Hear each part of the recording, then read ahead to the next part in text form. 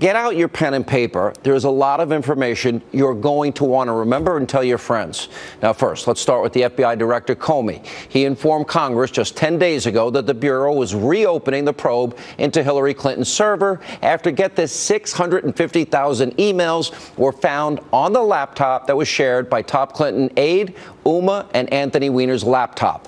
Now, let's put this into perspective. The first time the FBI looked into Clinton's server, it took them almost a year to go through 30 to 32,000 emails. And now, somehow, they were able to analyze 650,000 emails in only 10 days.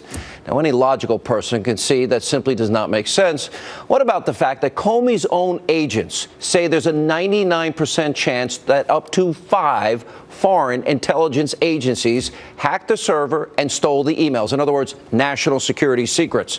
What about the fact that Clinton's team, remember, they used BleachBit to permanently delete 33,000 emails after Clinton was served a subpoena to preserve them? Are we really supposed to believe that all of those thousands of deleted emails were really about yoga, a wedding, a funeral? Oh, and by the way, emailing with Bill Clinton, who doesn't email?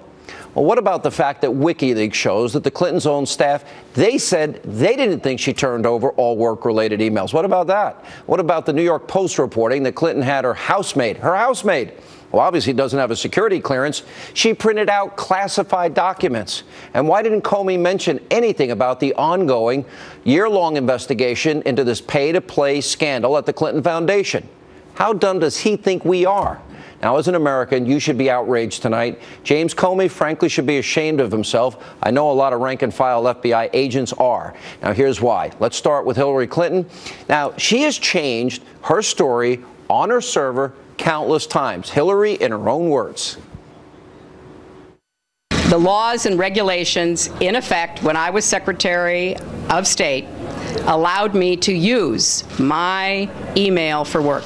That is undisputed. It clearly wasn't the best choice, and I take responsibility for that decision. I thought it would be easier to carry just one device for my work and for my personal emails instead of 2. iPhone or Android? iPhone.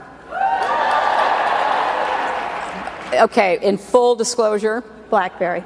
and a BlackBerry. I have an iPad, a mini iPad, an iPhone, and a BlackBerry. I believe I have met all of my responsibilities, and the server will remain private. In order to be as cooperative as possible, we have turned over the server. They can do whatever they want to with the server. I am confident that I never sent nor received any information that was classified at the time it was sent and received.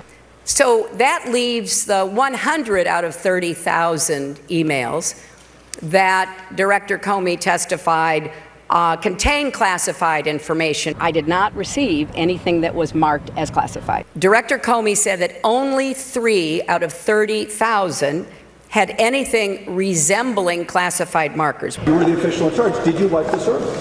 What, like with a cloth or something? No. Well, no. We turned over everything that was work-related, every single thing. Just like she lied about Benghazi, she lied and lied and lied again and again about the email server. And by the way, it wasn't cleaned with a cloth. No, it was cleaned with BleachBit, pretty much acid wash, so God himself couldn't recover them. Now, Hillary Clinton has tried to convince everyone she didn't break the law. But back in July, when James Comey went before Congress, he admitted, that's right, your presidential candidate, Hillary Clinton, flat out lied to you. Secretary Clinton said there was nothing marked classified on her emails either sent or received. Was that true? That's not true. There were a small number of portion markings on, I think, 3 of the documents. Secretary Clinton said, I did not email any classified material to anyone on my email. There is no classified material. Was that true? There was classified material emailed. Secretary Clinton said she used just one device. Was that true? She used multiple devices during the 4 years of her term as Secretary of State. Secretary Clinton said all work-related emails were returned to the State Department. Was that true? No, we found work-related emails, thousands, that were not returned. Secretary Clinton said her lawyers read every one of the emails and were overly inclusive. Did her lawyers read the email content individually? No. Just some perspective as you listen to the lies that Comey said she told you. Just the mishandling and destruction of classified information. They're both crimes. So what happened today? Was James Comey, was he pressured by President Obama's Department of Justice to reach a certain conclusion? Do they have something on James Comey? Now, reports have said that the DOJ has been stonewalling the FBI investigations into the Clintons. Or is it because Bill Clinton worked out some sort of deal with Loretta Lynch when they met on a private plane for over 30 minutes just before they announced their decision? Or is it because President Obama? He's directly tied to Clinton's private server. Now, keep in mind, the president lied also when he claimed he first learned about the server from news reports. But, of course, WikiLeaks debunked that lie, and they showed that he knew that Clinton was using a private server because he was sending her emails on that server.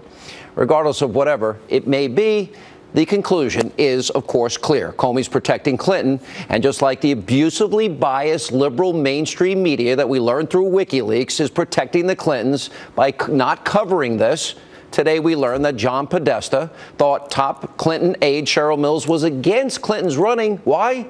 Because of her server scandal, the whole server scandal in total.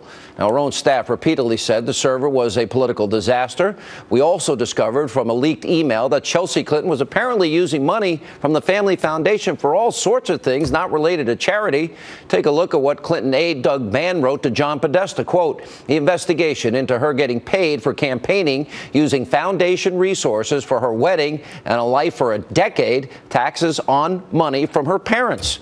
Band also detailed what he calls Bill Clinton, Inc., an elaborate scheme directly tied to the foundation that the former president used. Why? To enrich himself to the tune of $116 million. And, of course, WikiLeaks also exposed how the so-called objective mainstream media, they're completely in the tank for Hillary Clinton. WikiLeaks uncovered that the Department of Justice, the State Department, and, of course, the White House colluded with the Clinton campaign over this scandal. We're also learning that the Clinton campaign had an agreement with Bernie Sanders, who apparently claimed to have leverage over the senator. Take a look at this email from WikiLeaks about Sanders. Quote, this isn't in keeping with the agreement, since we clearly have some leverage. It would be good to flag this for him. And in a newly released email, CNBC's John Harwood, well, he was seeking advice from John Podesta about what questions he ought to be asking Jeb Bush. There are countless emails that show reporters asking the campaign to approve and publish their stories. And, of course, CNN, they had people feeding the questions for debates right to Hillary Clinton. But you got dozens of so-called journalists from all the major outlets except the Fox News channel. They were all invited to eat dinner at Clinton campaign chairman's house, John Podesta. I didn't get the invitation. Now, I said back in 2008 that in America, journalism is dead.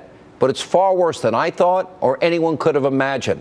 There's also an AP report that 55% of non-government people who met with then Secretary of State Hillary Clinton while she was in office either gave money or pledged money to the Clinton Foundation. And we can't forget about the tens of millions of dollars the Clinton Foundation has gladly accepted from countries that treat women, gays and lesbians, Christians and Jews horribly. Let's start with Saudi Arabia there.